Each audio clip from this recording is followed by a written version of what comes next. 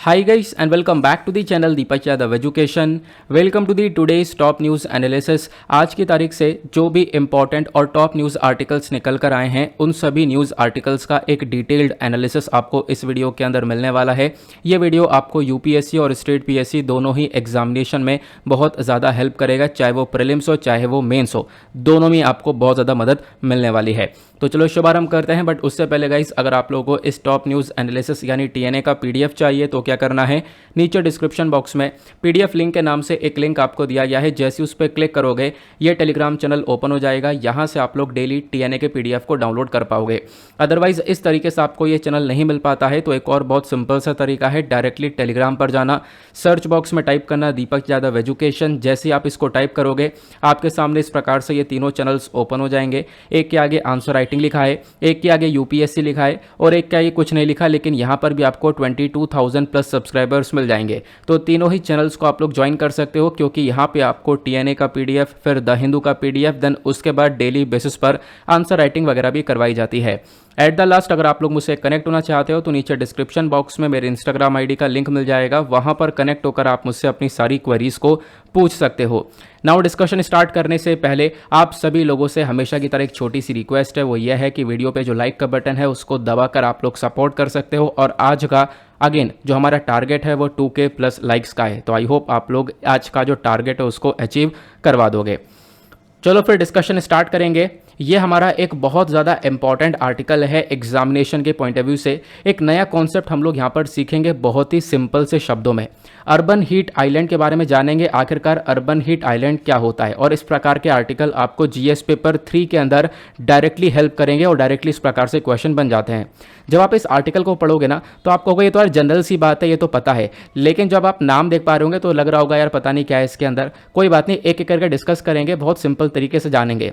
पहले मैं आपको बता दूं इस आर्टिकल को कहां पे कवर किया गया, तो इंडियन एक्सप्रेस के अंदर एक्सप्लेन सेक्शन पर इन्होंने डिटेल से समझाया है कि अर्बन हीट आइलैंड क्या होता है, प्लस ये समर्स के टाइम पे क्यों इतने ज़्यादा बदतर हो जाते हैं, प्लस शहरों के अंदर कितनी ज़्यादा परेशानियां होती हैं, उसको लेकर यहाँ पे काफ़ी सारी चीज़ें बताई गई हैं। हालांकि इस आर्टिकल को अगर आपको डिटेल से भी पढ़ना है तो पूरा आर्टिकल मैंने इस पीडीएफ के अंदर लगा दिया है, यहाँ से भी रीड कर सकते हो, लेकिन ज़रूरत नहीं पड़ेगी क्योंकि इस पूरे आर्टिकल को मैंने आगे कॉपी पेस्ट कर दिया है। एक एक करके लाइन टू लाइन सारी चीजें डिस्कस करते हुए चलेंगे विद पिक्चर्स। अब पहले तो मैं आपको बता दूं सिलेबस में आपको ये आर्टिकल कहां पे हेल्प करेगा। तो जीएस पेपर 3 के अंदर आपको पता है काफ़ी सारे टॉपिक्स मेंशन्ड है, जैसे इकोनॉमिक डेवलपमेंट, बायोडाइवर्सिटी, एनवायरमेंट। तो सिंपल सी बात है, हम लोग अर्बन हीट आइलैंड के बारे में चर्चा करने वाले हैं, तो ये आर्टिकल आपका एनवायरमेंट के पॉइंट ऑफ व्यू से इंपॉर्टेंट हो जाएगा। चलो अब बात करते हैं, पहले तो बेसिक सा मुद्दा क्या है कि मतलब ये न्यूज़ क्यों निकल कर आई है। न्यूज़ इसलिए निकल कर आई क्योंकि इंडिया के अंदर कुछ बहुत सारे जो हिस्से आपको देखने को मिल रहे हैं वहाँ पर लगातार हीट वेव्स बढ़ता जा रहा है। यानी इंडिया के अंदर बहुत सारे ऐसे हिस्से हैं जहाँ पर गर्मी इंक्रीज़ हो रही है, हीट वेव इंक्रीज़ हो रही है। अब जो जो जगह है जहाँ पर गर्मी बढ़ रही है वो अर्बन एरियाज़ हैं, मतलब शहर वाले एरियाज़ के अंदर जो टेम्परेचर है वो लगातार इंक्रीज़ हो रहा है रादर देन रूरल प्लेसेस। जब हम लोग कंपेयर करते हैं, रूरल मतलब जो हमारे गांव वाले एरियाज़ हो गए, विलेज लेवल वाले एरियाज़ हो गए, अर्बन एरियाज़ जो हमारे शहर वाले हो गए, सिटी हो गई। तो अर्बन एरियाज़ आज के टाइम पर ज़्यादा गर्म हो रहे हैं, टेम्परेचर यहाँ पे इंक्रीज़ हो रहा है as compare to the rural areas, ये यहाँ पे बताया गया। और अर्बन एरियाज़ के अंदर गर्मी बढ़ना, हीट वेव बढ़ना, इसी को हम लोग अर्बन हीट आइलैंड बोलते हैं। तो आपका होगा इतना सिंपल सा कॉन्सेप्ट था, हाँ बिल्कुल इतना सा सिंपल सा कॉन्सेप्ट था कि शहर वाले एरिया के अंदर हीट वेव्स बढ़ जाना, टेम्परेचर इंक्रीज़ हो जाना, उसी को हम लोग यहाँ पे अर्बन हीट आइलैंड बोलते हैं। लेकिन मामला यहाँ पे ख़त्म नहीं होता है, अभी यहाँ पर इसकी डिटेल्स में जाएंगे कि आखिरकार इसमें क्या क्या देखने को मिलता है। अर्बन हीट आइलैंड की जब हम लोग बात करते हैं तो अर्बन हीट आइलैंड को डिफाइन किया जाता है कि ये एक टेम्पररी फिनोमेना है, मतलब कि यहाँ पे ऐसा नहीं है कि ये परमानेंट रहेगा। ऑब्वियस सी बात है, वो टेम्परेचर ऊपर नीचे होता रहेगा, तो एक टेम्पररी सा फिनोमेनन आपको ये देखने को मिल जाएगा। लेकिन इस टाइम पर गर्मी बहुत ज़्यादा बढ़ जाती है शहरों के अंदर। अब इसके पीछे कई सारे कारण भी आपको देखने को मिल जाएंगे। सबसे पहला कारण कि शहर में जब आप लोग जाओगे तो बहुत सारी बिल्डिंग्स आपको देखने को मिलेंगी, पक्के पक्के घर देखने को मिलेंगे। पक्के घर का मतलब यह है कंक्रीट के बने हुए घर आपको देखने को मिलेंगे, है ना। और बहुत सारे डार्क कलर्ड वाले एरियाज आपको देखने को मिल जाएंगे। अब इससे हो क्या रहा है कि बिल्डिंग्स बनी हुई हैं, कंक्रीट वाले घर बने हुए हैं जहां पर पक्का मसालों का यूज़ किया हुआ है। तो ये जो कंक्रीट वर्ड आ रहा है ना, ये जो कंक्रीट है ये क्या करता है, गर्मी को ट्रैप कर लेता है, गर्मी को और ज़्यादा अपने आप में एब्जॉर्ब कर लेता है। तो बिल्डिंग्स हैं, घर बने हुए हैं, तो ये सब क्या कर रहे हैं, गर्मी को अपने आप में ट्रैप कर रहे हैं। तो इसी वजह से शहर के अंदर ये जो टेम्परेचर है ये और ज़्यादा बढ़ता हुआ नज़र आता है, वहाँ से गर्मी निकल नहीं पाती। और रूरल एरियाज़ में जब आप लोग देखोगे तो गांव वाले एरियाज़ में काफ़ी सारी जगह खाली रहती है, वहाँ पे आपको ग्रीनरी बहुत ज़्यादा मिल जाएगी, एनवायरनमेंट थोड़ा सा ज़्यादा बेहतर आपको देखने को मिलेगा as compare to the urban areas. तो वहाँ पे जो हीट है वो निकल जाती है, लेकिन शहर वाले एरिया में जो वो गर्मी है वो कहीं पर निकल नहीं पाती, वहीं पर ट्रैप होकर रह जाती है, वहीं पर फंस जाती है, जिसकी वजह से वो हीट जो है वो लगातार इंक्रीज़ होती हुई चल जाती है। क्लियर हुआ? आगे आते हैं। अब इस वाले पिक्चर को देखो, हालांकि वाला पिक्चर थोड़ा सा ब्लर है, लेकिन आपको मैं समझा दूंगा तो सारी चीज़ें क्लियर हो जाएंगी, क्योंकि ये पिक्चर बेस्ट है समझने के लिए। जब हम लोग यहाँ पर सिटी का स्ट्रक्चर देखते हैं या फिर अर्बन हीट आइलैंड के बारे में चर्चा करते हैं, तो बिल्डिंग की वजह से टेम्परेचर इंक्रीज हो रहा है, पहली चीज़ तो यह है। फिर टेम्परेचर इंक्रीज हो रहा है तो ऊपर से एयर कंडीशनर लगा दिए गए, है ना, एसी के अंदर यहाँ पर लोग बैठे हुए हैं। अब एसी का ज़्यादा से ज़्यादा यूज़ हो रहा है, उसकी वजह से भी क्या हो रहा है, पोल्यूशन हो रहा है। अब वो पोल्यूशन कैसे हो रहा है वो आगे मैं आपको बताऊंगा, ठीक है, वो एक मेजर पॉइंट है, उसको मैंने अलग से आगे डिटेल्स एक्सप्लेन किया है, वो आगे हम डिस्कस करेंगे। अभी आप लोग ऐसे समझ लो कि एसी लगा हुआ है, उसकी वजह से भी टेम्परेचर इंक्रीज हो रहा है, प्लस एंथ्रोपोजेनिक हीट इंक्रीज हो रही है, यानी कि जो मानव के थ्रू की गई हरकतें हैं उसकी वजह से यहाँ पर आप देख पाओगे लगातार गर्मी बढ़ रही है। फिर उसके बाद में ट्रांसपोर्टेशन शहर के अंदर बहुत तगड़ा है, आप देख पाओगे लंबे लंबे ट्रैफिक जैम्स लगे रहते हैं, सभी लोगों के पास में गाड़ी हो गई है, ठीक है, छोटे छोटे काम के लिए भी हम लोग यहाँ पे अपनी बाइक का, स्कूटी का, इन सब चीज़ों का यूज़ करते हैं। तो जो ट्रांसपोर्टेशन का यूज़ हो रहा है इसकी वजह से भी यहाँ पर जो हीट है वो बहुत ज़्यादा निकल रही है। और बाकी मैंने आपको बताया बाकी सारे कंक्रीट वगैरह का इस्तेमाल हो ही रहा है। तो इन सब चीज़ों की वजह से क्या है, जो गर्मी है वो यहीं पर फंस के निकल गई, वो गर्मी यहाँ से हट नहीं पा रही है, यहाँ से निकल नहीं पा रही है बाहर। तो यही एक रीज़न है कि जिसकी वजह से अर्बन एरियाज़ के अंदर लगातार टेम्परेचर इंक्रीज़ हो रहा है, और इसी टेम्परेचर के इंक्रीज़ होने को हम लोग अर्बन हीट आइलैंड के नाम से जानते हैं। अब इसी रिपोर्ट ने यह भी बताया why are cities hotter than rural areas, यानी जो शहर वाले एरिया हैं वो गांव के एरिया से गर्म क्यों हैं। आपने कई सारे कारण देखे, लेकिन अभी यहाँ पर कुछ और भी कारण हैं, उसको भी डिटेल्स एक्सप्लेन करेंगे, क्योंकि मैंने पूरी रिपोर्ट यहाँ पे लगा दी है तो एक एक बात आपको पता होनी चाहिए। तो यहाँ पर सबसे पहली बात यहाँ पे ये बोली गई है कि जब आप लोग देखोगे एक शहर वाला एरिया और एक गांव वाला एरिया, तो दोनों में ग्रीनरीज को लेकर काफ़ी बड़ा डिफरेंस देखने को मिलता है। ग्रीनरीज को लेकर डिफरेंस का मतलब यह है कि शहर वाले एरिया के अंदर आपको कहीं पर भी ऐसा ग्रीनरी, खुला एनवायरनमेंट, पेड़ पौधे ज़्यादा देखने को नहीं मिलेंगे, अगर है भी तो वहाँ पे घर बन जाता है, कुछ टाइम पे काम खत्म। लेकिन विलेज के एरियाज में आज के टाइम पर आप देख पाओगे बहुत सारी ग्रीनरीज लोकेलिटीज़ आपको देखने को मिल जाती हैं। उसके बाद आप देख पाओगे जो गांव वाले एरियाज़ हैं वहाँ पर प्लांट्स, ट्रीज, फॉरेस्ट वगैरह ये एक प्रोमिनेंट फैक्टर है, ये वहाँ पर क्या करता है, हीट को रेगुलेट करके रखता है। लेकिन अर्बन एरियाज़ के अंदर ये है ही नहीं, अर्बन एरियाज़ की इसकी सबसे बड़ी कमी है इन चीज़ों की, जिसकी वजह से वो हीट है वो ट्रैप ही हो रही है, हीट वो एब्जॉर्ब ही नहीं हो पा रही है कहीं पर। क्लियर हुआ? फिर उसके बाद यहाँ पे आप देख पाओगे जब हम लोग बात करते हैं रूरल एरियाज़ की, तो गाँव के एरियाज़ में वो एक ब्लेस्ड एरिया है। ब्लेस्ड एरिया बोले तो वहाँ पे प्लांटेशन बहुत ज़्यादा है, आपको फार्मिंग लैंड्स देखने को मिल जाएंगे, खेती बाड़ी देखने को मिल जाएगी, जंगल देखने को मिल जाएंगे, पेड़ देखने को मिल जाएंगे। तो वहाँ पर जो ये सारी हीट है वो ये सारे पेड़ ऑब्जॉर्ब कर ले रहे हैं। तो वहाँ पे एक चीज़ का फ़ायदा ये आपको देखने को मिल रहा है, तो टेम्परेचर है वो प्रॉपरली वहाँ पर रेगुलेट हो जा रहा है, क्योंकि प्लांट्स के अंदर जो ट्रांसपिरेशन का प्रोसेस है वो यहाँ पर इस टेम्परेचर को रेगुलेट कर ले रहा है। तो ये इसका एक बेनिफिट है। ट्रांसपिरेशन क्या होता है कि यहाँ पर देखो जो पानी है वो पेड़ की जड़ जो है वो एब्जॉर्ब कर लेते हैं, जो रूट्स है ना, पेड़ की जड़ जो है इसको हम लोग रूट्स बोलते हैं। तो रूट क्या करता है, ये वाटर को एब्जॉर्ब कर लेता है, सॉइल से, मिट्टी से पानी को एब्जॉर्ब किया, और फिर यहाँ पर ये पानी ऊपर तक आया, पानी ट्रैवल करता है लीव्स तक, और लीव्स से यहाँ पर वाटर इवेपोरेट होता है ऊपर। तो इसी को हम लोग ट्रांसपिरेशन का प्रोसेस कहते हैं। तो इसी प्रोसेस की वजह से कहीं ना कहीं जो टेम्परेचर है वो प्रॉपरली रेगुलेट हो जाता है। लेकिन यहाँ पे हम लोग देख पा रहे हैं कि जहाँ पे प्लांट्स ही नहीं होंगे तो वहाँ पे क्या ट्रांसपिरेशन और क्या टेम्परेचर रेगुलेट होगा। तो ये चीज़ यहाँ पे बताई जा रही है इस रिपोर्ट में। देन उसके बाद इन्होंने कुछ और चीज़ें बताई हैं। एक और हेडिंग दी इन्होंने यहाँ पे ये बोला कि जब हम लोग बात करते हैं अर्बन एरियाज़ की, तो अर्बन एरिया में जब आप लोग देखोगे तो लगातार कंस्ट्रक्शन बढ़ता हुआ नज़र आ रहा है, कुछ ना कुछ कंस्ट्रक्शन चल ही रहा है, रोड्स बन रहे हैं, पार्क्स बन रहे हैं, पेवमेंट्स बन रहे हैं, पब्लिक ट्रांसपोर्टेशन है। तो इन सब चीज़ों की वजह से टेम्परेचर कम होने की बजाय लगातार इंक्रीज होता हुआ चला जा रहा है। उसके बाद जब आप लोग शहर के बारे में चर्चा करते हो तो यहाँ पे आपको ब्लैक और डार्क कलर के मटेरियल्स बहुत ज़्यादा देखने को मिलेंगे। ब्लैक और डार्क कलर के मटेरियल्स का मतलब यह है कि जो घर बने हैं वो सीमेंट से बने हुए हैं, कंक्रीट से बने हुए हैं, ग्लास का यूज़ हुआ है, ब्रिक्स का यूज़ हुआ है, तो ये सब डार्क कलर्ड मटेरियल है। और आपको पता होगा जो डार्क कलर का मटेरियल होता है उसके अंदर जो गर्मी है वो एब्जॉर्ब हो जाती है। अगर आप लोग यहाँ पे एक काम करो, एक ब्लैक टी शर्ट पहन लो और एक दूसरा व्यक्ति यहाँ पे वाइट टी शर्ट पहन ले, तो जो हीट है वो ब्लैक टी शर्ट वाले को ज़्यादा लगेगी, मतलब गर्मी थोड़ी ज़्यादा लगने लगेगी। क्यों? क्योंकि वो जो ब्लैक टी शर्ट होगी वो लाइट को ज़्यादा एब्जॉर्ब करेगा और बॉडी के अंदर भी यहाँ पे फिर वो क्या होगा, गर्मी लगने लगेगी। ये ब्लैक टी शर्ट जो है ये ज़्यादा हीट को प्रोड्यूस करेगा क्योंकि लाइट सब यहाँ पे एब्जॉर्ब हो जा रही है। लेकिन लाइट कलर पर क्या होता है, लाइट एक तरफ से आती है और रिफ्लेक्ट हो जाती है, बाहर निकल जाती है। ठीक है, तो यहाँ पर व्हाइट में इतनी ज़्यादा गर्मी नहीं लगेगी। क्लियर हुआ? तो यही चीज़ यहाँ पे बताई जा रही है कि शहर के अंदर आपको डार्क कलर्ड मटेरियल ज़्यादा देखने को मिलेंगे, इसी वजह से जो हीट है वो सब का सब डार्क कलर वाले मटेरियल में एब्जॉर्ब हो जाता है। क्लियर हो गया? अब उसके बाद यहाँ पे और चीज़ें बताई गई हैं। जब आप हम लोग कंस्ट्रक्शन एक्टिविटीज़ के बारे में चर्चा करते हैं तो कंस्ट्रक्शन एक्टिविटीज़ में और भी बहुत सारा कंस्ट्रक्शन हो गया, कंस्ट्रक्शन में सभी कुछ आ जाएगा, ऑब्वियस ही बात है, तो इसको हम लोग ज़्यादा एक्सपैंड नहीं कर रहे हैं तो ज़्यादा टाइम वेस्ट हो जाएगा। लेकिन डार्क सर्फेसेस के बारे में ऑलरेडी हम लोगों ने डिस्कस कर लिया है। ठीक है, तो ये 2 पॉइंट्स बिल्कुल सिमिलर से हो गए। उसके बाद हाँ, मैंने आपको बताया था एयर कंडीशनिंग या फिर एसी वाला सिस्टम जो है इसकी वजह से भी एक बहुत बड़ा क्राइसिस देखने को मिलता है। जो ये एयर कंडीशनर्स हैं, ये जो एसी है, इसकी वजह से भी लगातार गर्मी बढ़ती है और पोल्यूशन वगैरह भी बढ़ता है। पोल्यूशन कैसे बढ़ता है? तो यहाँ पर देखो, इसको सपोज करना कि मान लो एक डार्क सरफेस वाला एरिया यानी शहर के एरिया में आ गए, कंक्रीट का सब कुछ बना हुआ है, ठीक है, वहाँ पे हीट जो है ज़्यादा एब्जॉर्ब हो रही है, गर्मी ज़्यादा हो रही है। अब गर्मी ज़्यादा होगी तो क्या होगा, लोग अपने आप को कंफर्टेबल करने के लिए या फिर कूलिंग इफेक्ट्स लेने के लिए एसी का यूज़ करेंगे, है ना। अब एसी का यूज़ करेंगे, एसी घर में लेकर आएंगे तो क्या होगा, उनको अपना जो बिजली है उसको भी बढ़ाना पड़ेगा। ऑब्वियस बात, आपने देखा होगा जब घर में एसी लगवाते हो तो पावर लाइन को भी थोड़ा सा इंक्रीज़ करवाना पड़ता है। तो क्या होगा, पावर लाइन इंक्रीज़ होगा प्लस एसी चलेगा भी, तो उससे क्या होगा, ज़्यादा से ज़्यादा एनर्जी कंजम्पशन होगा।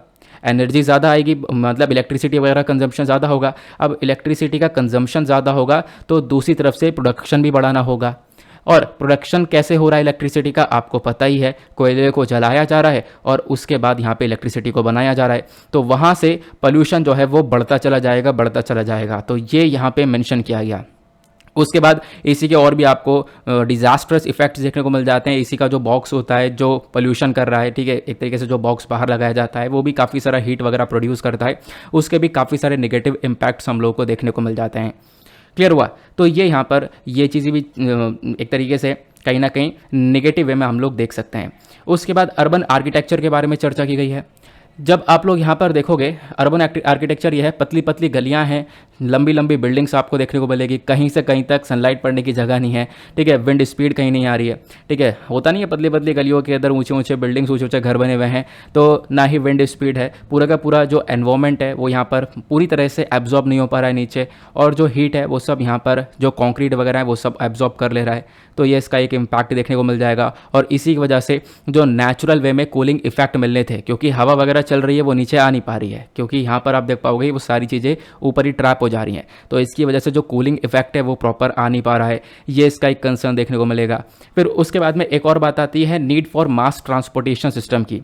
यहाँ पे आपको पता ही है कि ट्रांसपोर्टेशन की वजह से भी यहाँ पर पोल्यूशन हो रहा है, वो हमने ऑलरेडी डिस्कस कर लिया है। फिर उसके बाद यहाँ पे जो शहर वाले एरियाज़ है वहाँ पर आपको प्रॉपर हरियाली नहीं देखने को मिलेगी, ट्रीज़ वगैरह नहीं है, ठीक है, ग्रीन एरियाज़ नहीं है, तो इसकी वजह से यहाँ पर आप कह सकते हो पोल्यूशन वगैरह आपको ज़्यादा देखने को मिल जाएगा। अब ये तो हो गई बात है कि प्रॉब्लम्स क्या क्या हैं और अर्बन हीट आइलैंड का कॉन्सेप्ट क्या है। अब इसका सोल्यूशन क्या हो सकता है, यानी कि कैसे हम लोग इसको रिड्यूस कर सकते हैं, कैसे शहर के अंदर टेम्परेचर को कम किया जा सकता है। तो सबसे पहला पॉइंट, आपको क्या करना पड़ेगा, शहर के अंदर जो ग्रीन कवर है उसको बढ़ाना होगा, सिंपल सी बात है ना। पेड़ वगैरह जो है वो ज़्यादा लगाने होंगे, प्लांटेशन को ज़्यादा करना होगा, एफोरेस्टेशन की तरफ बढ़ना होगा, आपको काटने की बजाय प्लांटिंग करनी पड़ेगी, जिसकी वजह से यहाँ पर क्या होगा, वो जो टेम्परेचर है वो थोड़ा सा रेगुलेट कर पाएगा वो पेड़। उसके बाद दूसरा यहाँ पर बोला गया, दूसरा एक तरीका है, हम लोग पैसिव कूलिंग की तरफ बढ़ सकते हैं। इसका मतलब जब बिल्डिंग्स बनाई जा रही हैं उन बिल्डिंग्स के अंदर नेचुरली वेंटिलेटेड सिस्टम को लागू कर सकते हैं, यानी बिल्डिंग्स के अंदर नेचुरल वेंटिलेटर्स लगाए जा सकते हैं। वेंटिलेटर्स यानी एक बड़ा सा यहाँ पर खिड़की या फिर जगह खुली हुई है जहाँ से हवा वगैरह पास हो रही है, तो ये लगा सकते हैं। इनफैक्ट IPCC की रिपोर्ट ये बोलती है कि जो हमारे पुराने ज़माने की बिल्डिंग्स थी उनका जो भी डिज़ाइन था वो सब यहाँ पे इसी टेक्नोलॉजी का इस्तेमाल करते थे, इसी वेंटिलेटेड बिल्डिंग्स का इस्तेमाल करते थे, ताकि क्या किया जा सकता है, ताकि यहाँ पे गर्मी को थोड़ा कंट्रोल किया जा सके। तो वही कॉन्सेप्ट आज के टाइम पर हम लोग लेकर चल सकते हैं इस ग्लोबल वार्मिंग के टाइम पर। फिर उसके बाद में एक और सोल्यूशन दिया गया, कुछ और मेथड्स यूज़ कर सकते हैं। कुछ और मेथड्स यूज़ करने का मकसद यह है कि आपके जो घर है उसकी जो छत है, छत को सफ़ेद पेंट कर दो। जब आप लोग छत को सफ़ेद पेंट कर दोगे तो घर के अंदर थोड़ी सी ठंडक रहेगी। कुछ इस प्रकार से आप लोग देख पाओगे, लोग अपने टेरेस को पूरी तरह से वाइट कलर का पेंट कर देते हैं। फिर उसके बाद आजकल तो यहाँ पर ये जो स्टोन्स होते हैं, जो टाइल्स होती है, उनका भी यूज़ किया जा रहा है। अब इससे क्या होता है, क्योंकि मैंने आपको बताया लाइट कलर है, जो हीट है, हीट टकराएगी और हीट जो है वो लाइट जो है वो आएगी, टकराएगी और रिफ्लेक्ट हो जाएगी। तो यहाँ पे एब्जॉर्ब होने का चांस खत्म हो जाएगा। लेकिन यही अगर कंक्रीट का होगा या डार्क कलर एरिया होगा तो सारी जो भी हीट आएगी वो सब यहाँ पे इस पर एब्जॉर्ब हो जाएगी। एब्जॉर्ब हो जाएगी तो ये नीचे भी गर्मी करेगी, ऊपर भी गर्मी करेगी। तो ये इसका एक सोल्यूशन हो सकता है। क्लियर हुआ? तो सोल्यूशन के अंदर ये चीज़ें आप लोग यहाँ पे मेंशन कर सकते हो कि roof and terraces should be painted in white और लाइट कलर्स, ताकि जो हीट है वो यहाँ से रिफ्लेक्ट हो जाए। बाकी घर के अंदर प्लांटेशन, छत पे प्लांटेशन वगैरह किया जा सकता है। इससे भी यहाँ पर काफ़ी सारी तरीके से हम लोग चीज़ों को रेगुलेट कर पाएंगे। फिर उसके बाद एक और क्वेश्चन आता है कि नासा ने इस चीज़ को लेकर क्या बोला। देखो, नासा ने इंडिया के अर्बन हीट आइलैंड्स को लेकर कुछ चीज़ें बोली हैं। नासा ने ऑब्जर्व किया कि जो ये हीट आइलैंड है इसके इंसिडेंसेस इंडिया के अंदर, खासकर दिल्ली के अंदर इंक्रीज हो रहा है। ठीक है, यानी कि जो गर्मी है वो शहर वाले एरिया में, अगर हम लोग भारत के बारे में चर्चा करें तो नासा ने खुद यहाँ पे बताया कि दिल्ली के अंदर हम लोग जब देखते हैं अर्बन पार्ट्स को तो वहाँ पे टेम्परेचर बहुत ज़्यादा हाई है as compare to the rural areas. ये चीज़ें बताई। अब नासा ऐसा क्यों बता रहा है? क्योंकि आपको पता होगा नासा का एक इको स्ट्रेस करके जो नाम है ये आपको अंतरिक्ष में देखने को मिलेगा। इसने ये सारी चीज़ें रेगुलेट करी है। इको स्ट्रेस क्या है? तो यह है नासा का ecosystem space born thermal radiometer experiment. इसको हम लोग बोलते हैं इको स्ट्रेस। तो इसने कुछ फ़ोटो खींचकर, इमेजेस यहाँ पर खींचकर भेजी हैं और उस इमेजेस के अंदर पता चला कि जो दिल्ली है और कुछ और भी एरियाज़ आपको देखने को मिल जाएंगे, कुछ शहर हैं, सोनीपत, पानीपत, जिंद, भिवानी, इन सब पर रेड डॉट्स आपको ज़्यादा देखने को मिल जाएंगे। रेड डॉट्स ज़्यादा देखने का मतलब यह है कि यहाँ पर जो टेम्परेचर है वो बहुत ही ज़्यादा आपको देखने को मिल जाता है। जैसे इस आर्टिकल में ये जो पिक्चर यूज़ करी गई है, देखो ये नासा की पिक्चर है, इमेज दी गई है इको स्ट्रेस के थ्रू। इन्होंने यह दिखाया कि रेड कलर का डॉट यहाँ पर है, रोहतक पर रेड कलर का पैच है, दिल्ली पर ये पैचेस हैं, सोनीपत पर पैचेस दिख रहे हैं, इधर गोहाना, इधर ये जिंद हो गया, इधर पानीपत हो गया। तो यहाँ पर जो गर्मी है इसका मतलब वो बहुत ज़्यादा है, ऐसा नासा ने भी यहाँ पर खुद बताया है। ठीक है, तो इसके बारे में आप लोग ध्यान रख सकते हो। इको स्ट्रेस क्या है ये भी आपको ध्यान रखना है। इको स्ट्रेस एक रेडियोमीटर है। ये कहाँ पे लगा हुआ है? तो आपको पता होगा हमारे पास एक इंटरनेशनल स्पेस स्टेशन है जिसको एक तरीके से तैयार किया गया था बहुत समय पहले। आपको बताना यह है कि किन किन देशों की स्पेस एजेंसी ने मिलकर इस इंटरनेशनल स्पेस स्टेशन को तैयार किया था। उसका नाम नीचे कमेंट सेक्शन में लिखना। तो इसको नासा ने तैयार किया। अब नासा ने इस डिवाइस को तैयार करने के बाद में इसी स्पेस स्टेशन के अंदर लगा रखा है। ये हमारे अंतरिक्ष में, हमारी पूरी की पूरी पृथ्वी के ऊपर ये स्पेस स्टेशन घूम रहा है, जो कि रिटायर भी हो जाएगा 2030-31 तक। ठीक है, अब यहाँ पर आप देख पाओगे ये इको स्ट्रेस इसी स्पेस स्टेशन में लगा हुआ है। ये यहाँ पे नीचे पृथ्वी आपको लोगों को दिख रही होगी। तो इसी ने यहाँ पर इमेजेस कैप्चर करके भेजी हैं और दिखाया कि हाँ भाई यहाँ पर गर्मी थोड़ी ज़्यादा बढ़ती हुई नज़र आ रही है। आई होप आपको समझ में आ चुका है कि अर्बन हीट आइलैंड क्या होता है। एक बेहतरीन सा कॉन्सेप्ट आप जान चुके हो। तो अभी तक वीडियो पे जो लाइक का बटन है उसको नहीं दबाया या फिर भूल गए हो तो वापस से याद दिला रहा हूँ, दबा दो और टारगेट को अचीव जल्दी से जल्द करवा दो। नेक्स्ट आर्टिकल पर आते हैं। एक और बहुत ज़्यादा इंपॉर्टेंट आर्टिकल एग्जामिनेशन के पॉइंट ऑफ व्यू से। यहाँ पे अगेन हम लोग टेक्नोलॉजी के बारे में चर्चा करने वाले हैं और इसको लेकर पॉसिबिलिटी एक क्वेश्चन बन जाए। हम लोग जब बात करते हैं स्पेस सेक्टर की, तो जैसे आज के टाइम पर भारत के पास इसरो है, Indian space research organisation, America के पास नासा है, ठीक है, उसका जापान के पास जाक्सा है, रशिया के पास रॉसकॉस्मोस है। तो ये सारी स्पेस एजेंसीज सरकारें चला रही हैं।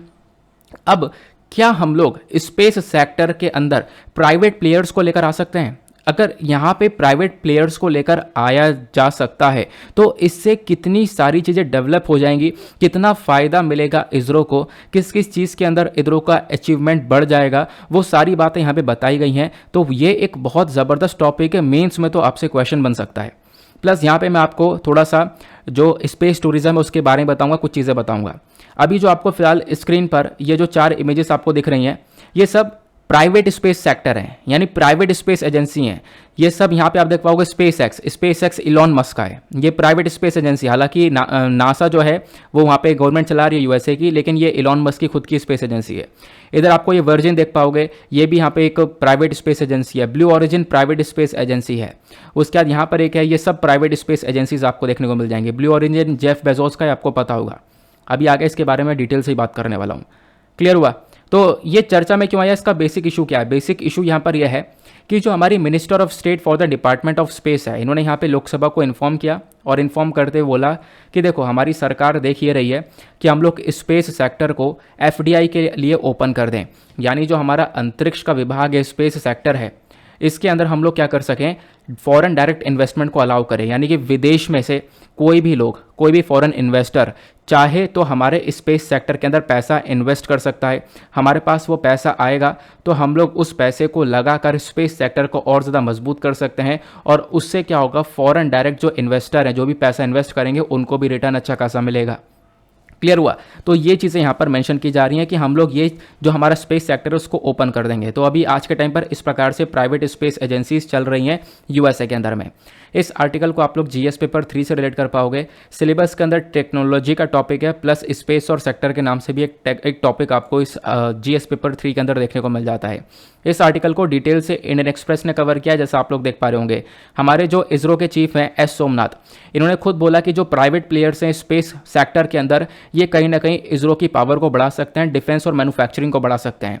लेकिन यहाँ पर कुछ दिक्कतें हैं, वो दिक्कत को यहाँ पे सॉल्व कर लें तो हम लोग बहुत कुछ अचीव कर सकते हैं।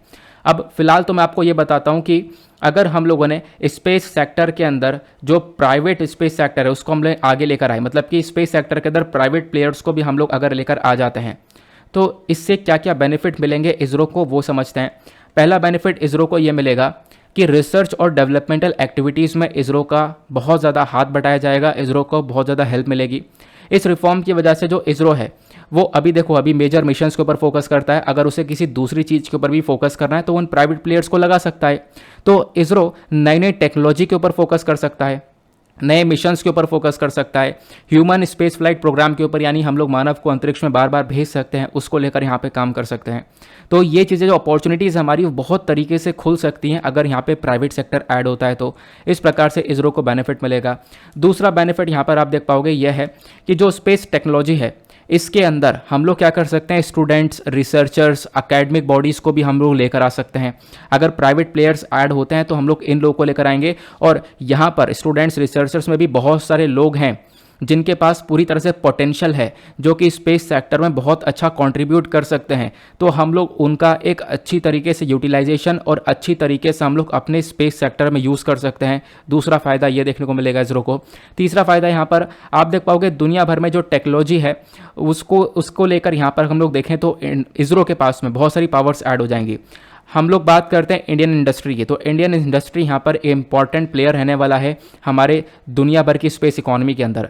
देखो मेजर इंपॉर्टेंट चीज़ क्या है, ये अभी हम बात कर रहे हैं भारत के इसरो की। इस प्रकार से सभी कंट्रीज़, बहुत सारी कंट्रीज़ जिनकी खुद की स्पेस एजेंसीज हैं। अब बात करते हैं कि इंडिया की जो स्पेस एजेंसी है वो भी दुनिया भर में एक बहुत बड़ा कंट्रीब्यूशन देती है। अब इसरो का पोटेंशियल थोड़ा सा बढ़ेगा तो ऑब्वियस ही बात है वो दुनिया के लिए भी अच्छी बात होगी। दुनिया भर की जो स्पेस इकोनॉमी है उसके अंदर एक कंट्रीब्यूशन मिलेगा। तो यहाँ पर एक अपॉर्चुनिटी है कि हम लोग एक बहुत बड़ा एम्प्लॉयमेंट क्रिएट कर सके, बहुत बड़ा रोजगार मिले इस टेक्नोलॉजी सेक्टर के अंदर, और भारत दुनिया भर में टेक्नोलॉजी को लेकर एक पावर हाउस बनता हुआ नजर आएगा। ये एक फ़ायदा मिलेगा। प्लस चीज़ें कॉस्ट इफेक्टिव हो जाएंगी, क्योंकि यहाँ पे जो ऑपरेशन कॉस्ट है अभी थोड़ी सी कॉस्टली पड़ती हैं, चीज़ें थोड़ी सी महंगी हो जाती हैं, है ना। तो यहाँ पे क्या होगा, क्योंकि हमें अलग से बातचीत करनी पड़ती है अलग अलग स्पेस एजेंसी से, तो यहाँ पर चीज़ें थोड़ी सी कॉस्टली पड़ जाती हैं। लेकिन जब बाहर से एफडीआई को अलाउ करेंगे, हम लोग इन प्राइवेट प्लेयर्स को लेकर आएंगे, बाहर से पैसा आएगा तो इससे नई टेक्नोलॉजी आएंगी, उतनी ही चीज़ें आसान होंगी और उतनी चीज़ें इफेक्टिव होंगी, प्राइस थोड़ा सा कम हो पाएगा, एफिशिएंसी बढ़ पाएगी। ये सारे फ़ायदे हम लोग को मिलेंगे।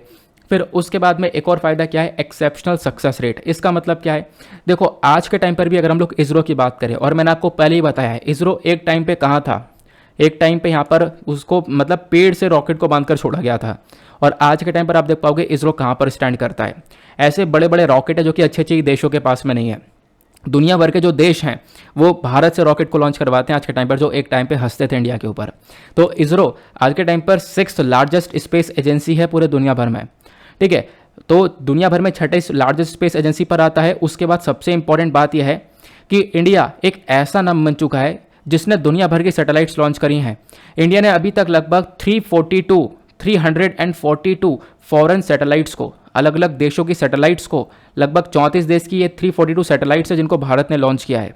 तो आप इमेजिन कर सकते हो कि एक टाइम पर जिसके ऊपर लोग हंस रहे थे वो आज के टाइम पर दुनिया भर की सैटेलाइट्स को लॉन्च कर रहा है। हमारे पास बड़े बड़े व्हीकल्स हैं, जैसे कि सैटेलाइट लॉन्च व्हीकल में बात करें तो SLV, ASLV, PSLV, GSLV, SSLV, ये सारे व्हीकल्स आज के टाइम पर इसरो ने डेवलप कर लिए हैं ऑलरेडी।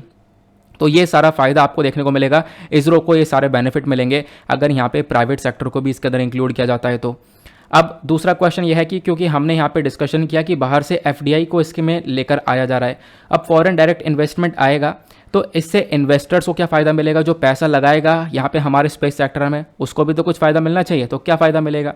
सबसे पहली चीज़ आप लोग यहाँ पर देख पाओगे, आज के टाइम पर जो इसरो है वो एक लॉन्च व्हीकल के ऊपर काम कर रहा है जिसका नाम है small satellite launch vehicle, SSLV इसको हम लोग बोलते हैं।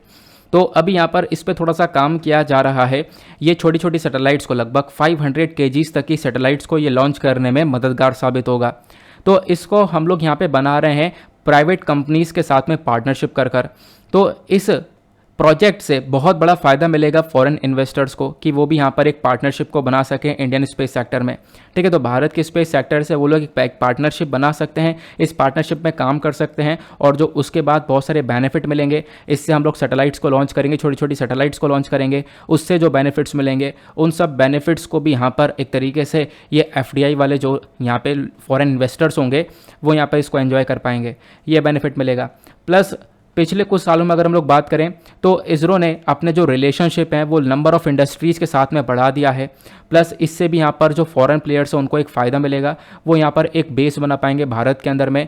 जिस प्रकार से उनका इन्वेस्टमेंट होगा उस प्रकार से यहाँ पर एक बेस भी बनता हुआ नज़र आएगा उनका। तो इन्वेस्टमेंट उनका कहीं नहीं जाएगा, इनफैक्ट इन्वेस्टमेंट का एक बहुत अच्छा रिटर्न भी मिलेगा, ये यहाँ पर दावा किया जा रहा है। देन उसके बाद यहाँ पर चर्चा ये की जा रही है कि ये सब तो हो गई हमारी कि भाई हम क्या कर सकते हैं, प्राइवेट प्लेयर्स को लेकर आ सकते हैं, इसरो को क्या बेनिफिट मिलेगा, इन्वेस्टर्स को क्या बेनिफिट मिलेगा। क्वेश्चन यह है कि अभी यहाँ पर काफ़ी सारे चेंजेस की आवश्यकता भी है। तो हम लोग क्या क्या चेंजेस कर सकते हैं और क्या क्या चेंजेस की आवश्यकता, मतलब ये जो हम चेंजेस कर रहे हैं प्राइवेट प्लेयर्स को लेकर आ रहे हैं, इसकी क्यों ज़रूरत पड़ रही है हम लोग को? पहली चीज़ तो यह है, तो इसकी ज़रूरत इसलिए पड़ रही है क्योंकि हमें इसरो का जो आज के टाइम पर पोटेंशियल है, जो उसकी ताकत है, उसको और ज़्यादा बढ़ाना है। क्योंकि इसरो के अंदर अभी भी देखो 2-4 प्रॉब्लम्स देखने को मिलती हैं। जो इसका बजट है ये सेंट्रली फंडेड बजट है, हमारी सरकार के थ्रू यहाँ पे फंड किया जाता है, इसके लिए भी सालाना एक बजट दिया जाता है इसरो के लिए।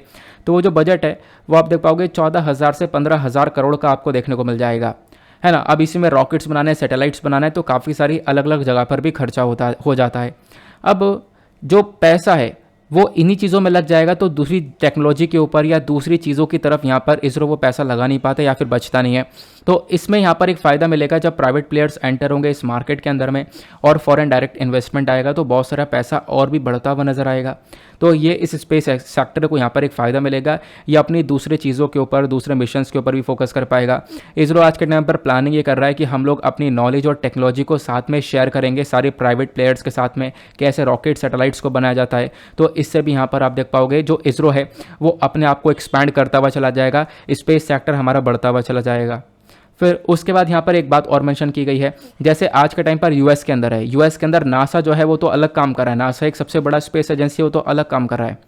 उसके अलावा रशिया है, ठीक है, रशिया के पास और यूरोप के पास, यूएस के पास में अलग अलग बड़ी बड़ी स्पेस इंडस्ट्रीज़ हैं, बड़ी बड़ी यहाँ पे प्राइवेट कंपनीज़ हैं, जैसे बोइंग हो गया, स्पेस एक्स हो गया, Airbus, virgin galactic, blue origin, ये सारे जो यहाँ पर बड़े बड़े प्लेयर्स हैं। आप लोग यहाँ पर देख पाओगे सबसे ज़्यादा चर्चा इन्हीं तीनों की होती है। इधर यहाँ पर ब्लू ओरिजिन किनका है? जेफ बेजोस का, जो कि अमेजन के मालिक हैं आज के टाइम पर। स्पेस एक्स के मालिक यहाँ पर इलॉन मस्क आपको देखने को मिल जाएंगे, टेस्ला के भी यहाँ पर मालिक इलॉन मस्क आपको देखने को मिल जाएंगे। उसके बाद ये जो गैलेक्टिक वर्जिन है, ये जो गैलेक्टिक वर्जिन आपको ये स्पेसक्राफ्ट देखने को मिलता है, इसके जो यहाँ पर ये ओनर है वो ये हैं, इनका नाम है रिचर्ड ब्रांसन। तो ये आप देख पाओगे 3 लोग की चर्चा सबसे ज़्यादा होती है जब भी स्पेस सेक्टर के बारे में चर्चा करते हैं, खासकर प्राइवेट स्पेस सेक्टर के बारे में। तो इनको गवर्नमेंट कंट्रोल नहीं कर रही है, इन स्पेस सेक्टर को, इन स्पेस एजेंसीज़ को यहाँ पर ये तीनों ही व्यक्ति चला रहे हैं। और लास्ट ईयर तो आपको पता होगा कि जेफ बेजोस और रिचर्ड ब्रेंसन में टक्कर हो गई थी। टक्कर ये हो गई थी कि कौन कौन पहले स्पेस टूरिज्म कर पाता है। तो इस स्पेस टूरिज्म को किया गया था, यानी स्पेस के अंदर लोग टूर करवा रहे हैं, करोड़ करोड़ रुपए लेकर लोगों को टूर करवाया जा रहा है, अंतरिक्ष का नज़ारा दिखाया जा रहा है। तो ये टूर स्टार्ट कर दिया गया है जिसको हम लोग स्पेस टूरिज्म बोलते हैं। तो भारत अगर प्राइवेट सेक्टर के अंदर काम करता है, ठीक है, इस प्रकार से प्राइवेट प्लेयर्स को एक एंकरेजमेंट मिलता है, तो कहीं ना कहीं हम लोग भी स्पेस टूरिज्म के अंदर उतर पाएंगे, अंतरिक्ष के अंदर लोगों को यहाँ पर सर्व करवा पाएंगे, टूर करवा पाएंगे। थोड़े टाइम के लिए, कुछ घंटों के लिए यहाँ पर जो लोग हैं वो इस प्रकार से जाएंगे और अंतरिक्ष में घूमते हुए नीचे उतर आएंगे, ठीक है। और ऐसा काम ब्लू ओरिजिन और साथ साथ यहाँ पर जो वर्जिन कंपनी है, दोनों ने करके दिखा दिया है, ठीक है। यानी कि जेफ बेजोस और रिचर्ड ब्रेंसन ने करके दिखा दिया है ऐसा काम। ये पिछले साल की बात है। ये हम लोग बात करें जेफ बेजोस के ब्लू ओरिजिन कंपनी के बारे में, तो यहाँ पर ये इनका पूरा का पूरा रॉकेट है और मैंने रॉकेट के बारे में आपको पहले ही पढ़ा रखा है। जब इनके रॉकेट के बारे में चर्चा करते हैं तो इस रॉकेट के ऊपर एक कैप्सूल आपको नजर आएगा, इसी के अंदर 4-5 लोग बैठ सकते हैं और इन 4-5 लोगों को यहाँ पे अंतरिक्ष में सैर करवाया जा सकता है। सैर कैसे करवाया जा सकता है, तो आप यहाँ पर देखो, बहुत सिंपल से शब्दों में आपको मैं यहाँ पे थोड़े से शब्दों में यहाँ पे समझा दूंगा, क्योंकि इंपॉर्टेंट है, तो आप लोग ध्यान रखना, क्योंकि पिछले 3-4 बार कवर हो चुका है ये पिछले 1 साल के अंदर। तो इन्होंने कैसे रॉकेट उड़ाया, ये रॉकेट था इनका, इसके अंदर 4 लोगों को बैठाया, पैसा लिया इनसे और बैठा दिया इन्हें, ठीक है। एक खुद भी बैठे यहाँ पे, फिर पैसा लेकर बैठा दिया और इसके बाद यहाँ पर इनको सैर करवाया। सैर कैसे करवाया गया, ये रॉकेट जाएगा, करमन लाइन तक जाएगा, यहाँ पे आप कह सकते हो 100 किलोमीटर तक जाएगा। उसके बाद में यहाँ पर क्या होगा, इस पे से रॉकेट में से जो इसमें ये लोग बैठे हुए हैं, है ना, इस कैप्सूल को रॉकेट ऊपर फेंक देगा। जब ऊपर फेंक देगा तो ये जो कैप्सूल है ये ऊपर उड़ता रहेगा और स्पेस में पहुंच जाएगा। जो एक लाइन होती है स्पेस की, जो मेजर लाइन है, इसके ऊपर निकल जाएगा और ये रॉकेट स्पेस में से इस प्रकार से घूमता हुआ निकलेगा। तो अंतरिक्ष में से यहाँ पर लोग इस प्रकार से नज़ारा ले लेंगे और फिर ये तुरंत उतर आएगा। जब ये उतरेगा तो ये कैप्सूल का जो ये डिब्बा सा नज़र आ रहा है ये नीचे गिरना चालू होगा। ये जब नीचे गिरेगा तो इसमें से पैराशूट ओपन हो जाएगा और ये नीचे मतलब सलामत तरीके से उतर जाएगा, इसमें से लोग निकल आएंगे। तो इस प्रकार से इन्होंने काम करके दिखाया और यही कॉन्सेप्ट यहाँ पर दोनों का ही था, ब्लू ओरिजिन और गैलेक्टिक वर्जिन का। क्लियर हुआ? तो आप लोग यहाँ पर ये चीज़ें देख पा रहे हो कि किस प्रकार से काम कर रहे हैं आज के टाइम पर, किस प्रकार से लोग आगे निकल चुके हैं स्पेस एजेंसी के मामले में। तो भारत को भी यहाँ पर ये करने की आवश्यकता है और इसके लिए हम लोग को थोड़े बहुत चेंजेस करने की आवश्यकता है। जो प्राइवेट प्लेयर्स हैं ये यहाँ पर एक बहुत बड़ा चेंज लेकर आ सकते हैं, तो इनको थोड़ा सा इंकरेजमेंट देने के बारे में हमें सोचना चाहिए, वो इस आर्टिकल में मेंशन किया गया। आई होप आपको एक एक बात बहुत अच्छे से इसमें क्लियर हो चुकी है। चलो आते हैं अगले आर्टिकल की तरफ। नेक्स्ट आर्टिकल भी काफ़ी इंपॉर्टेंट होने वाला है एग्जामिनेशन के पॉइंट ऑफ व्यू से। यहाँ पे हम लोग चर्चा करने वाले हैं सडन इन्फेंट डेथ सिंड्रोम के बारे में। बहुत अच्छे से सुनना है, एग्जामिनेशन के पॉइंट ऑफ व्यू से तो इंपॉर्टेंट है ही साथ यहाँ पर डेली अवेयरनेस के पॉइंट ऑफ व्यू से भी इंपॉर्टेंट है। इसके बारे में आपको पता होना चाहिए, यानी कि जो छोटा बच्चा है, ठीक है, उसको अगर सही से नहीं सुलाया गया या सही से नहीं सो पाता है तो उसको किस प्रकार से जान का खतरा हो सकता है। तो ये आर्टिकल द हिंदू का है, जैसा आप देख पा रहे होंगे। एक्सप्लेन सेक्शन पर इन्होंने डिटेल से समझाया कि इस नई स्टडी ने क्या बोला है। इस इन्फेंट डेथ सिंड्रोम को लेकर हमारे पास कुछ नई चीज़ें निकल कर आई हैं। तो इस आर्टिकल को आप लोग जीएस पेपर 2 हेल्थ के पॉइंट ऑफ व्यू से रिलेट कर पाओगे। सिलेबस के अंदर हेल्थ का टॉपिक आपको देखने को मिल जाता है। तो ये बेसिक इशू क्या है इसको लेकर, बेसिक इशू ये है, एक टीम है रिसर्चर की ऑस्ट्रेलिया में। तो ये जो पूरी टीम है इन्होंने यहाँ पर एक एंजाइम को आइडेंटिफाई किया है। उस एंजाइम का नाम है क्या, तो इसका नाम है BCHE। फुल फॉर्म आपको यहाँ पर देखने को मिल जाएगी, बाइटाइराइल कोलिनेस्टेरेस करके ये नाम आपको देखने को मिल जाएगा। तो BCHE है। तो इसके बारे में यहाँ पर इन्होंने बताया ये एक बायोकेमिकल मार्कर है, इसको आइडेंटिफाई किया गया। यहाँ पे ये बोला गया कि ये जो बायोकेमिकल मार्कर है ये आपको खून के अंदर देखने को मिलेगा, ये ब्लड के अंदर देखने को मिलेगा और ये हमारी मदद ये कर सकता है कि जो बच्चा पैदा हुआ है, न्यू बॉर्न बेबी है, तो वो अगर सडन इन्फेंट डेथ सिंड्रोम से सफ़र करता है, यानी कि ये जो बीमारी है इससे अगर सफ़र करता है तो उस चीज़ का हमें पता चल जाएगा, क्योंकि अभी तक पता नहीं चलता था। लेकिन अभी यहाँ पर ये जो बायोकेमिकल मार्कर है ये हमारी मदद करेगा कि हम इसका यूज़ करके हम लोग बता सकें कि हाँ ये बच्चा इसके रिस्क से सफ़र कर रहा है, ठीक है, बच्चे को यहाँ पे बचाया जा सकता है। तो रिसर्चर्स ने यहाँ पे क्या किया, मतलब आप कह सकते हो जो सूखा खून है, जो ड्राइड खून के स्पॉट्स होते हैं, उस सूखे खून के स्पॉट को यहाँ पर यूज़ किया एक नए बॉर्न इन्फेंट का, यानी कि जो न्यू बॉर्न बेबी है, बच्चे ने अभी भी जन्म लिया है, तो उसके यहाँ पे ब्लड का ये यूज़ किया गया और उसके जो सैंपल्स हैं उसी में से यहाँ पर इस BCHE का यूज़ किया गया है और बताया गया कि कहीं ना कहीं यहाँ पे जो ये BCHE है ये मदद करेगा कि हम लोग यहाँ पे इसका यूज़ करके ये बता पाएंगे कि जो न्यूबॉर्न बेबी है वो यहाँ पर सडन इन्फेंट डेथ से एक तरीके से रिस्क में है या नहीं है, तो ये बातें हम लोग को पता चल जाएंगी। तो ये सडन इन्फेंट डेथ सिंड्रोम क्या है, इसके बारे में हम लोग थोड़ा सा डिस्कस करते हैं। सडन इन्फेंट डेथ सिंड्रोम के बारे में हम लोग जब चर्चा करते हैं तो ये बेसिकली एक अनएक्सपेक्टेड डेथ है, यानी एक मान लो हेल्दी इन्फेंट है, यानी कि एक हेल्दी सा बच्चा है, न्यूबॉर्न बेबी है, और एक अनएक्सपेक्टेड उसकी डेथ हो जाना, उसी को हम लोग सडन इन्फेंट डेथ सिंड्रोम बोलते हैं। ये खासकर आपको देखने को मिलेगा जब बच्चा सो रहा होता है, ठीक है, मतलब बच्चा सो रहा होता है तो खासकर तब ये होता है, लेकिन कुछ रेयर केसेस ऐसे हैं जब बच्चा जग रहा होता है तब भी यहाँ पर इस प्रकार से सिचुएशन हो जाती है और बच्चे की डेथ हो जाती है। और इसी कंडीशन को हम लोग कॉट डेथ के नाम से जानते हैं, COT, कॉट डेथ। जो न्यूबॉर्न बेबी है, न्यूबॉर्न बेबी यहाँ पर इन्हीं को सबसे ज़्यादा रिस्क है इस चीज़ से।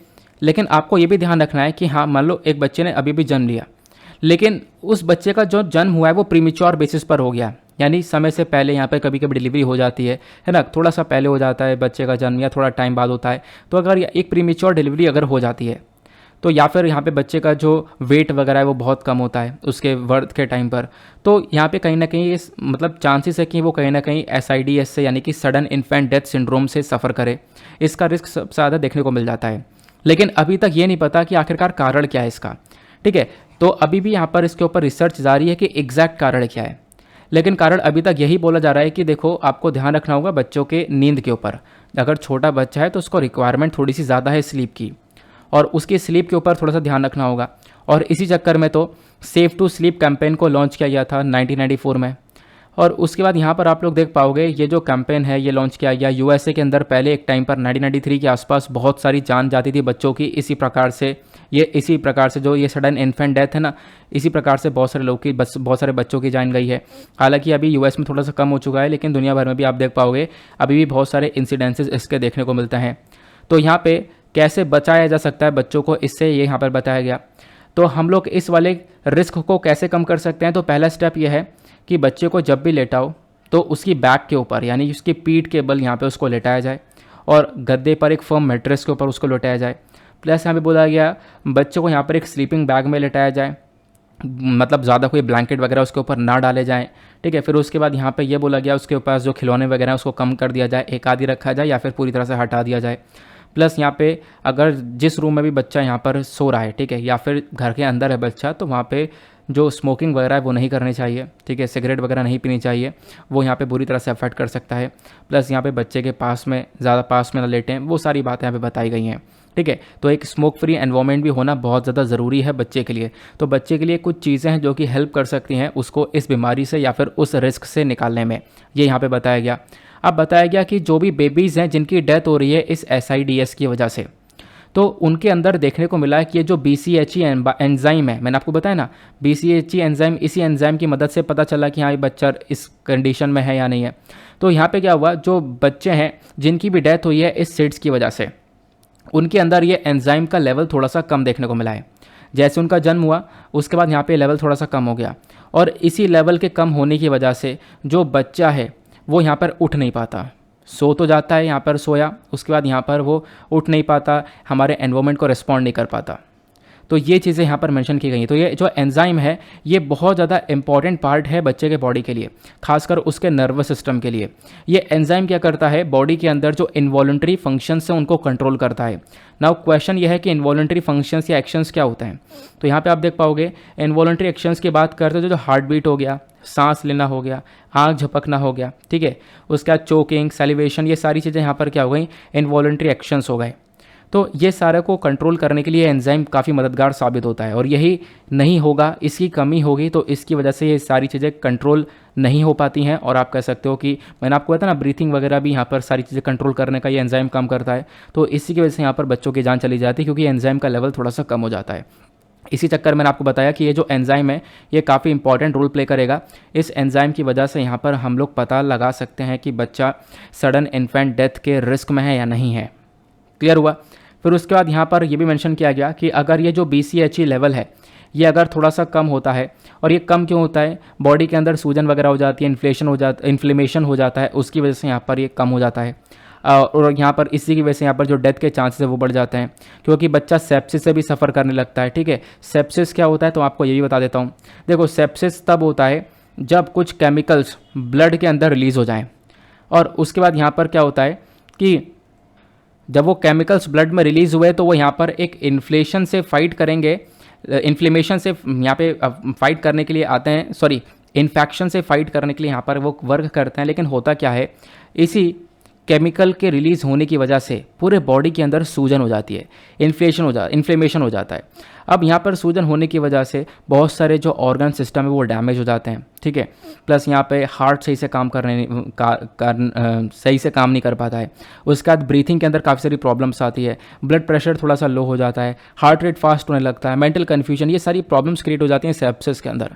जब ये सेप्सिस की कंडीशन आती है तो क्या क्या सिम्टम्स होते हैं, लक्षण होता है फीवर होना, उसके बाद यहाँ पे पसीना आना, हार्ट रेट जो होता है वो तेज़ी से बढ़ जाना, प्लस यहाँ पे जो ब्रीथिंग रेट है उसका तेज़ी से बढ़ जाना। तो ये सारी प्रॉब्लम्स यहाँ पे क्रिएट होती हैं सेप्सिस के अंदर में। तो यहाँ पर ये भी बताया गया कि जो पहले की स्टडीज़ कंडक्ट करी गई हैं, पहले की स्टडीज़ में बताया ये जाता है कि बच्चे के बॉडी के अंदर अगर ये BCHE एंजाइम जो है ये अगर कम है तो इसके पीछे का कारण है इन्फ्लेमेशन। ठीक है, या फिर अगर कोई बच्चा सेप्सिस से भी सफ़र कर रहा है तो उसकी वजह से भी यहाँ पर ये प्रॉब्लम्स क्रिएट होती हुई नज़र आती हैं। क्लियर हुआ? तो ये सारी बातें आप लोग ध्यान रख सकते हो। उसके बाद क्या बताया गया, इस रिपोर्ट ने यहाँ पर कुछ और बातें मेंशन करी हैं। इन्होंने यहाँ पर मेंशन किया कि एक टाइम था जब सिड्स ये जो SID है इसकी वजह से बहुत सारे बच्चों की जान जा रही थी, लेकिन आज के टाइम पर ये कम हो चुका है। आप इसको कम कर सकते हो और ज़्यादा ध्यान रख सकते हो। बस आपको ध्यान रखना होगा कुछ बेसिक सी बातों का, जैसे मैंने आपको बताया क्या क्या स्टेप हम लोग उठा सकते हैं।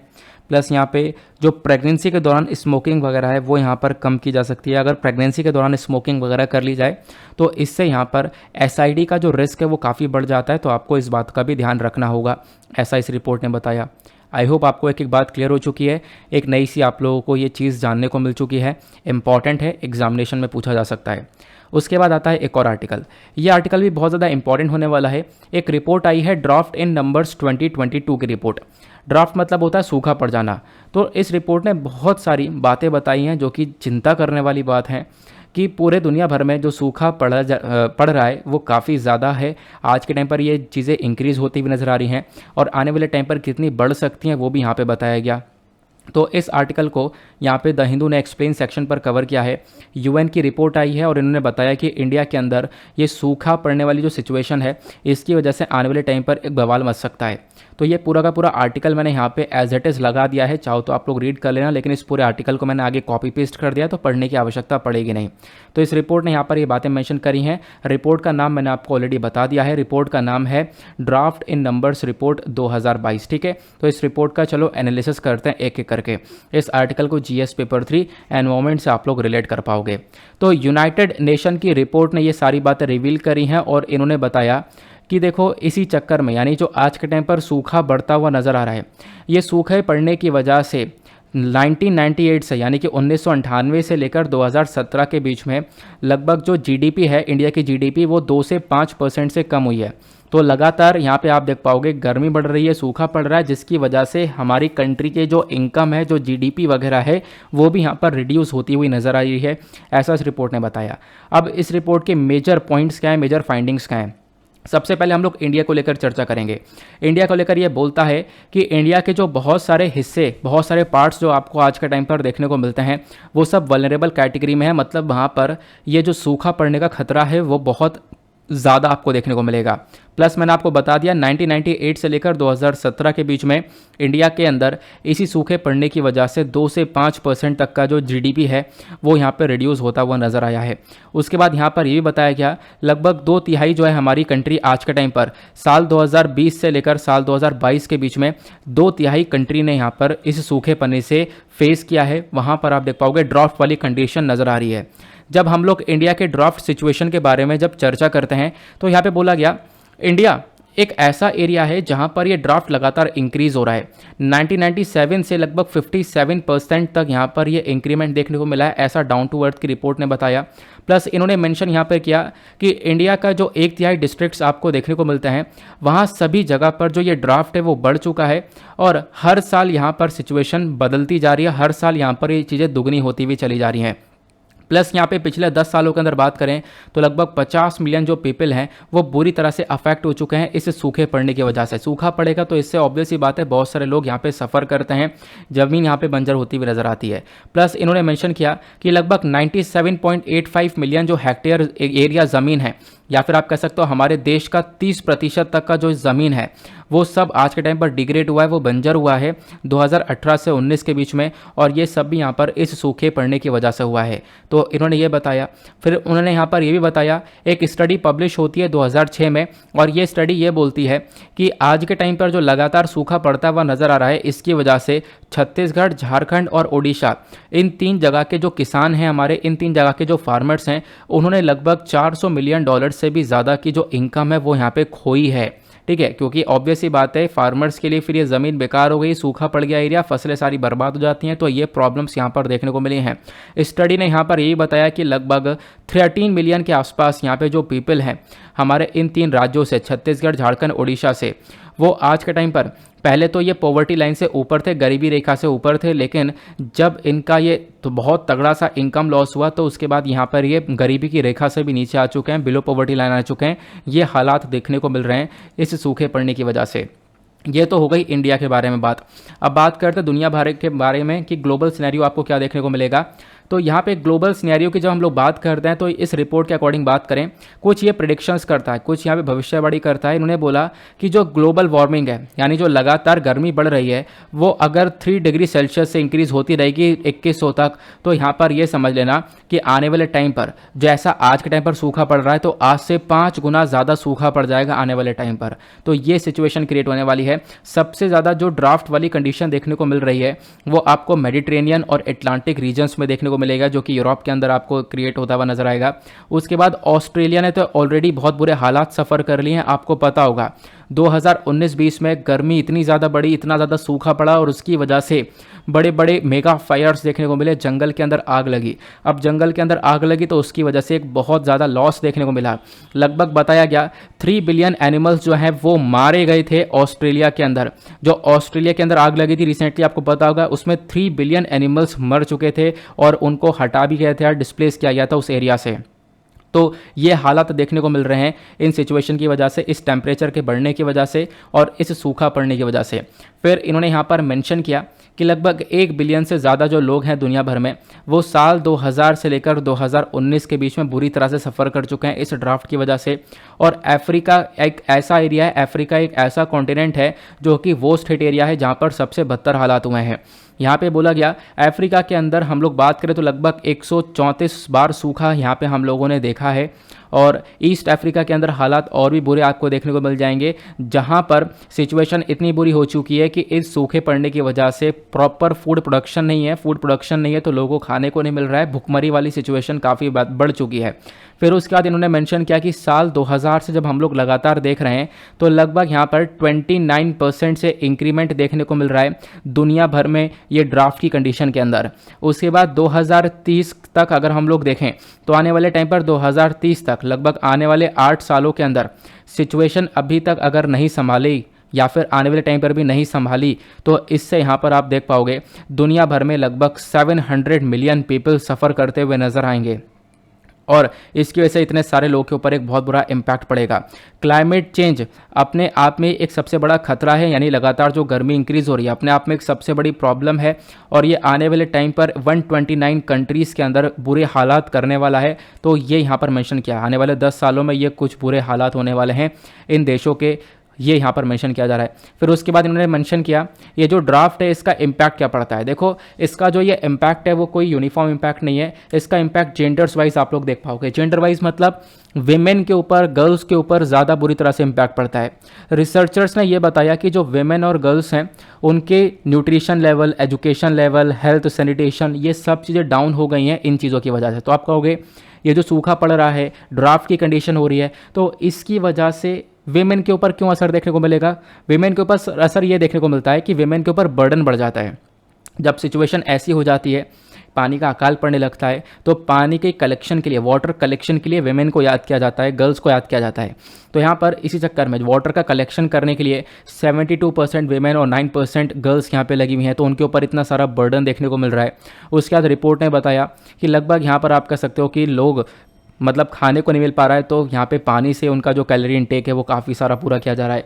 उसके बाद यहाँ पे बताया गया कि रिसेंट टाइम्स में हम लोगों ने यहाँ पर ये भी देखा कि जो ड्राफ्ट है इसकी वजह से यहाँ पर ह्यूमन लॉस वगैरह यहाँ पर देखने को मिला है। लेकिन अभी सिचुएशन यह है, दिक्कत सबसे बड़ी ये देखने को मिलेगी, अगर इस प्रकार से सूखा पड़ता रहेगा तो पानी की कमी हो जाएगी, और पानी की कमी हो जाएगी तो फसल नहीं उगेगी, फसल नहीं उगेगी तो यहाँ पर खाना नहीं मिल पाएगा, खाना नहीं मिल पाएगा तो हंगर बढ़ेगा, हंगर बढ़ेगा तो इससे यहाँ पर लोगों की जान जाएगी भुखमरी से। फिर उसके बाद यहाँ पे कॉज ऑफ कंसर्न बताया कि चिंता करने वाली बात क्या है और इसके पीछे का कारण क्या है। देखो 2017 की जो रिपोर्ट है, यह रिपोर्ट लाई गई थी फूड एंड एग्रीकल्चर ऑर्गेनाइजेशन के थ्रू। इस रिपोर्ट के अकॉर्डिंग अगर हम लोग बात करें, जो प्लांट्स आज के टाइम पर बुरी तरह से अफेक्ट कर रहे हैं, है ना, मतलब जो प्लांट्स आज के टाइम पर सूख रहे हैं इस सूखे पड़ने की वजह से, वो आने वाले टाइम पर डबल हो जाएंगे। ठीक है, डबल सिनेरियो हो जाएगा। जैसा आज के टाइम पर सूखा पड़ रहा है, ये सिचुएशन आने वाले कुछ साल में डबल हो जाने वाली है। फिर उसके बाद वर्ल्ड हेल्थ ऑर्गेनाइजेशन ने यहाँ पर यह बताया कि अप्रॉक्सीमेटली लगभग 55 मिलियन जो लोग हैं दुनिया भर में, वो डायरेक्टली अफेक्ट हो रहे हैं, यानी कि उनके ऊपर डायरेक्टली बुरी तरह से असर पड़ रहा है इस ड्राफ्ट का। ठीक है, प्लस यहाँ पर आप कह सकते हो कि उनको जो गाय भैंस, उनको एक बहुत बड़ा खतरा देखने को मिलेगा, उनकी फसल को एक बहुत बड़ा खतरा देखने को मिल रहा है।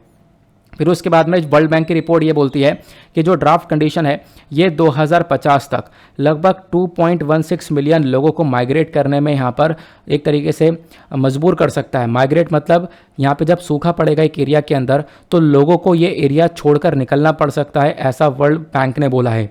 फिर उसके बाद इन्होंने मेंशन किया कि जो वेदर, क्लाइमेट और वाटर हैज़र्ड्स हैं, इसकी वजह से भी यहाँ पे देखो ये बुरी कंडीशन होने वाली है, और इसकी वजह से पहले से ही डेथ हो रही हैं और ये डेथ लगातार इंक्रीज़ होती हुई चली जा रही हैं। आने वाले टाइम पर ये जो मौत है इसका नंबर बढ़ने वाला है, ऐसा यहाँ पर एक तरीके से ये दूसरी रिपोर्ट ने बताया। तो ये सारी रिपोर्टें क्या क्या कंसर्न है, आई होप आप लोग को सारी बातें अच्छे से पता चल चुकी होंगी। ये पूरी की पूरी रिपोर्ट मैंने आपके साथ में एक ओरिजिनल रिपोर्ट का डिस्कशन किया है। आई होप आपको एक एक बात अच्छे से क्लियर हो गई है। तो ये थे हमारे सारे आर्टिकल्स, आज के कुछ इंपॉर्टेंट आर्टिकल्स से। अब फटाफट हम लोग यहाँ पर करने वाले हैं अपना एक रिवीजन। आपको पता होगा, एक ओवरव्यू लेंगे। ओवरव्यू से यहाँ पर फ़ायदा ये होगा कि जो जितना भी ज़्यादा कुछ हमने पढ़ा है, इतनी सारी चीज़ें सीखी हैं, तो यहाँ पर वो सारी चीज़ें थोड़ा सा दिमाग में हमारे सेट हो जाएंगी। तो सबसे पहले हम लोगों ने डिस्कस किया अर्बन हीट आइलैंड्स के बारे में। अर्बन हीट आइलैंड क्या होता है इसका हमने डिस्कशन किया।